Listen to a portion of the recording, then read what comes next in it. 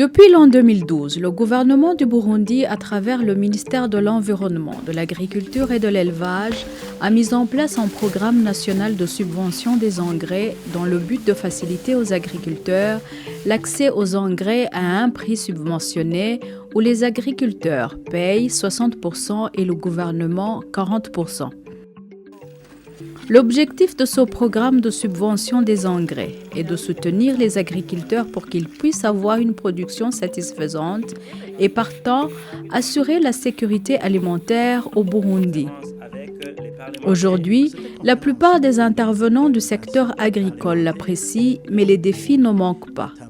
C'est dans cette optique que l'organisation Appui au développement intégral et à la solidarité sur les collines, ADISCO, le Forum des producteurs agricoles du Burundi, FOPABU, et la Confédération des associations des producteurs agricoles pour le développement, CAPAD, avec l'appui financier d'Oxfam, ont élaboré et sont en train d'exécuter un projet dénommé Voix des paysans.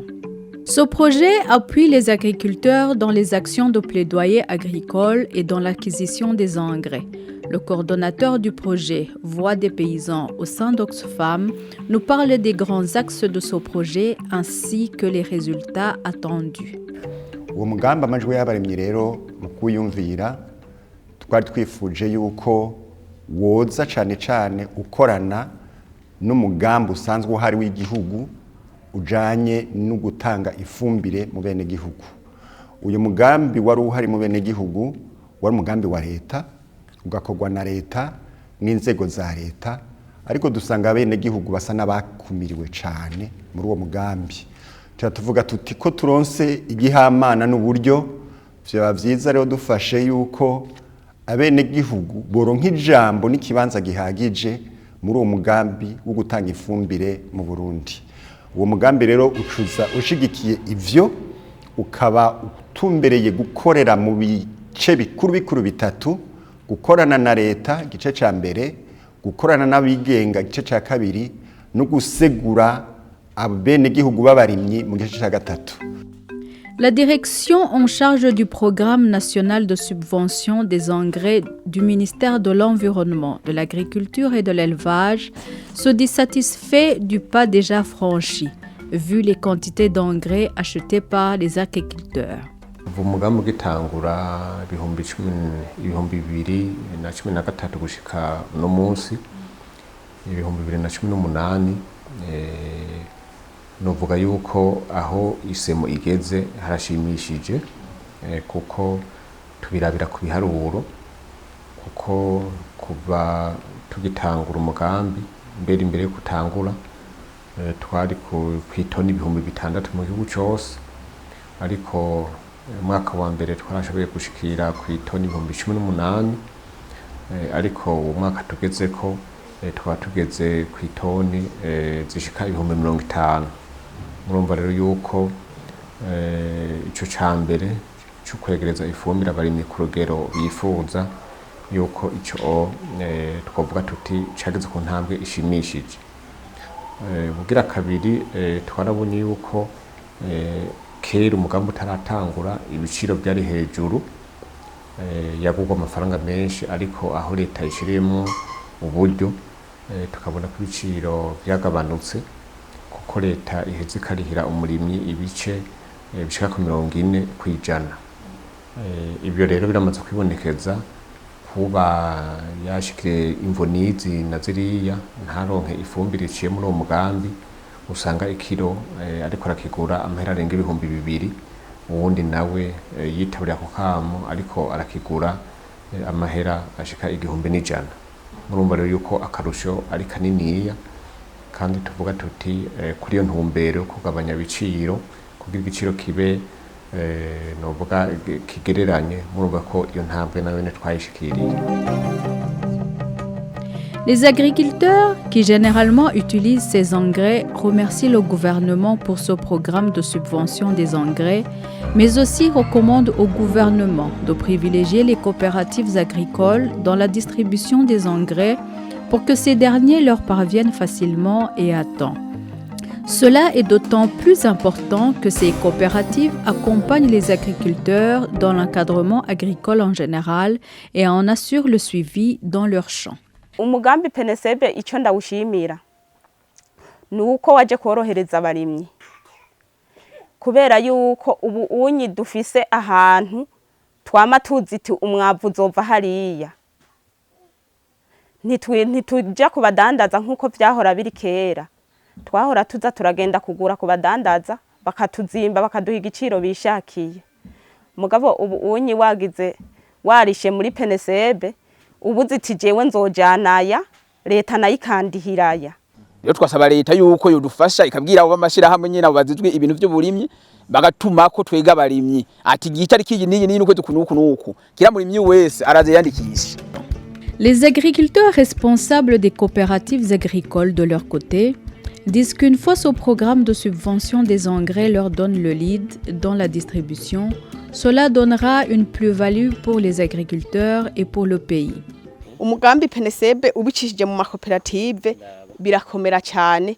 kandi bica bigirira akunguko abanwanyi. Umugambi PNSB ubicishije mu makoperative kubera bya bintu navuga by'imigwi yo gufashanya nka twebwe dufise muri koperative yacu tuba muri kire bica bituma na wa muntu muto aronka ukuntu ifumbire imushikira na hatabarose atabafise amahera yo kugura agafuko k'ibiro 25. Igikuru hara nuko tubwira abanyagihugu kuja hamwe bakagurura amase azazimbutse bakira kuza kuzimbwa n'abadandatsa hanyuma bamaze kuba bari hamwe kubera uyu mugambi wa leta na waje twoheza kuruta ko turi mu koperative y'abantu bari hamwe byoca biruta kugira ngo bigishe n'abene gihugu bamwe atavyumva kugira ngo bashobore kwinjira mu kugura amase bace muri uwo mugambi wa PNSB. Mu gihe hofatwa umugambi ko ifumbire umugambi wa PNSB uba mu ntoki y'abarimyi vyogira akarusho gusumba kukubera abarimyi ubwabo bobona yuko ibintu vyagiye mu ntoke zabo. Pour la DISCO, le FOPABU et la CAPAD, il y a des actions qui sont en train d'être menées dans le cadre du projet Voix des paysans pour que les agriculteurs puissent s'approprier du PNSB et augmenter la production agricole. Turabigisha ibyo by'ubuvugizi no gucengetera kugira ngo bashobore kuraba ko hari gihinduka mu ma politique aho baherereye. Hariho kandi n'inyigisho zijanye no gukingira ibidukikije kugira ngo umwimbo wabo bagere byo buyimbura mugabo n'umwimbo n'isi ntitituke. Hari inyigisho zijanye no kuraba ingene bashobora gutunganya amatungo yabo mashira hamwe. Hanyuma twarabigije cyane kandi turiko duhimiriza gose ubugene abarimyi boraba ubugene barima bazanye bashizemwo ifumbire y'ikizungu mugabo batibagiye ifumbire y'ikirundi ndetse tugashiramwo n'ishwagara kuko vyaribonekeje yuko amasi ibice bishika 60% muri kino gihe amasi yo mu gihugu cy'u Burundi ari karaganzwa nico novuga umururazi. Iruhande rero y'ibyo kwegereza umwavu uzimbutse abarimyi no kugira ngo tubafashe kwitunganya neza mu mashira hamwe kuva hasi gushika hejuru tuko turakora no ku kibazo kijanye no kuronsa ingurane abarimyi. Byaragaragaye neza yuko umurimyi naho yorarima ntashaka kwiteza imbere biboneka ataronse ingurane y'amafaranga yo musahiriza kugira ngo uburimyi butere imbere. Twako turanabira hamwe yuko ico cyo tocigira mu barimyi kugira ngo bo nyene baziganye bongera guranane kugira ngo bashobore kuzari barahanahana amafaranga yo kugura umwavu. Nico twabonye ahubwo cyo sahiriza cyane ko mashira hamwe yaba aya muso canke aya sirki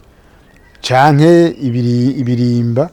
zoshobora kubasahiriza gusumba arya mazu yo kuziganya no kuguranana kugira abanye baguranane hagati yabo amera gutanga avance no gutanga le solde ku gikiro c'umwavu kimwe kimwe. Parmi les raisons qui font que le projet Voix des paysans soutient les doléances des agriculteurs, en l'occurrence le fait de prioriser les coopératives dans la distribution des engrais, et que les simples commerçants qui font la distribution des engrais sont juste intéressés par le profit qu'ils en tirent et non la qualité des engrais qu'ils distribuent aux agriculteurs. Misi yahera byaragaragara neza yuko ifumbire bayikura kure ugasangira abagora mbere bamwe bagatakaza n'intege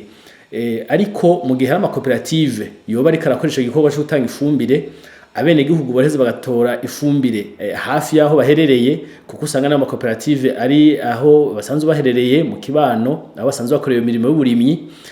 kandi bareze bakaronka ifumbire nziza mbere bakanayironka ku gihe kuko bagiye batubwira yuko kenshi usanga iyo fumbire ishika itevye ugasanga kenshi niyije haje ubwoko bumwe kandi kumbure basavye ubwoko bubiri canke butatu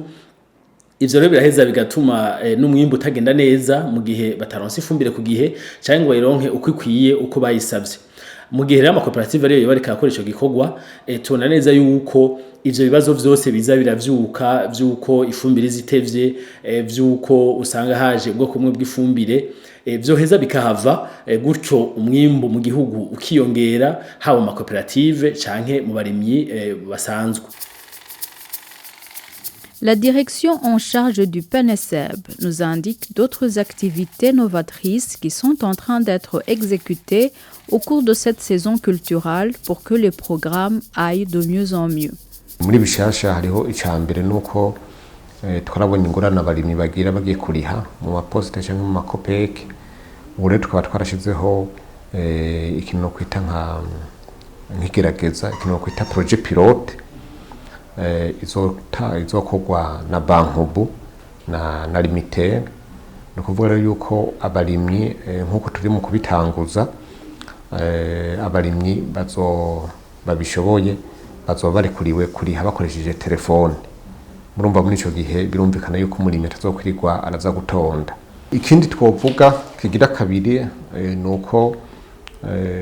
aho dupimiye isi tukabona ingene imeze twarabonye yuko bizoba ngombwa yuko duhindura ifumbire dukoresha kuko byaribonekeje yuko